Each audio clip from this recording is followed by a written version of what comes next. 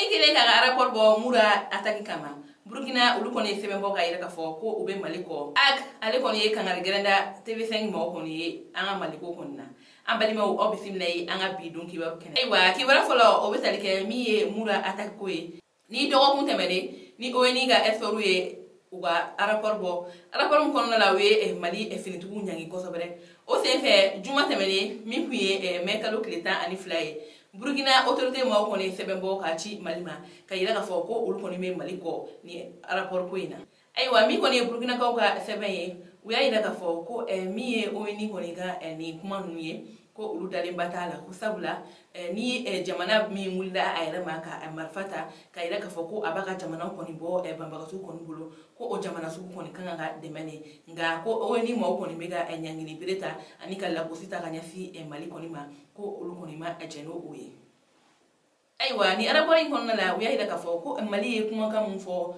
mura atay ko koniga ko ulu ko ni dale bo kuma inila ko sabla mami be kelekero la ni mami te kelekero la ko ikanga do ikanga da mami koniga kumala ko ote ko ni mamu be no nulu sigile ko pari walma New York ko ulu ko ni be wuli do ko atlina ta fo uira te yoro mina ko atlina ta fo ka ko mama ngate ko mama ngate ko kuma ga nun ko ni jati aywa arapol kono la ay daga fo ko eni durali ngam ko yere de kala ni ma ko fole no noy oni ma nun ko ni ka dara gefe kaywa ko ni ko kera do ko budu ko durali no mo yere ko fe ko ka jamana ko ni ma mutucia kala ngena na jamana mun be no nuluga tagabolo no ka tabolte ko nga ko ni aya jate mine ko ni durali no ko nu kana na ko ka fanga di bamba ka tuur ko ni ma ko wen durali no ko leta ko ka bala libi ko dala no o kera sa buye ka kada fi ko ni bonanuna ko o kololo de ko ni filen ka fe ulu bela jele ko ni ma kala ngena pedi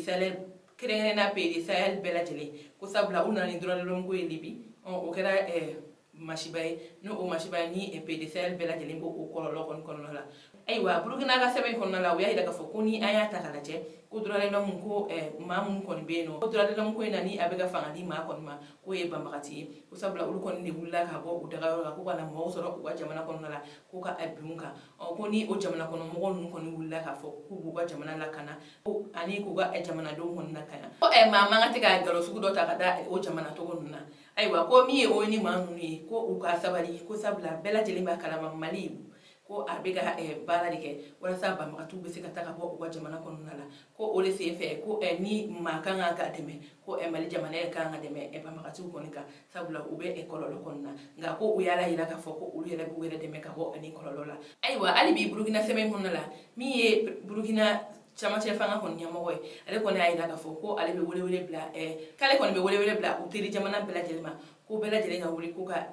mali deme ani bela jele ga wuri ko ka sali jamana bela jele deme wala sa ba makatu be se ka ta ko ento gamina aywa na yin sebe kono na je ama ila ka fo mali ale ni Burkina ulu ko ni ka bulu di nyoma anu ka balma ya ni asifini wa ko ni bega ila ka fo ko ulu ko ni be edagele kon fe sabla mi Burkina ere chama fanga kon nyamo way aga interview la ba honna aya ila ka fo ko mali ni Burkina ni jamana kedi wa ko ani mali so rasulullah kata uga kele konna nu segna tuma do la o segtola ko ubeshi Burkina wa kadugu walma bugo dulaso wa ko Burkina so rasul fana bete nu ulu kontaro wa min sona utema to segna fie mali konna ko uga ila ka fo mali ale ni Burkina ulu koni ekele ko mali ka rapport koni bolenche oni wi rapport bo Burkina fana kan ila ka fo ko Burkina bega mawo koni faga o re kunna mi colonel Assimi ali fana sebembo aga sebem konna na ila ka fo ko ni kuma kan te cheni ko ube feka Burkina toko de chia anika Burkina finitu ko ni toko chia ina fo bega minta anya fi mali fana ma wa otemeni ga be kibara wala mamluka da bluka o ka fo ak ni oye autorité de la communication ko ulu ko ne kan ngalenda TV5 mawuye uga baragara do ka kuma kan do sefe aywa kibara musela makunya la ulay la naka fo ko autorité de la communication ni amba fo ma ak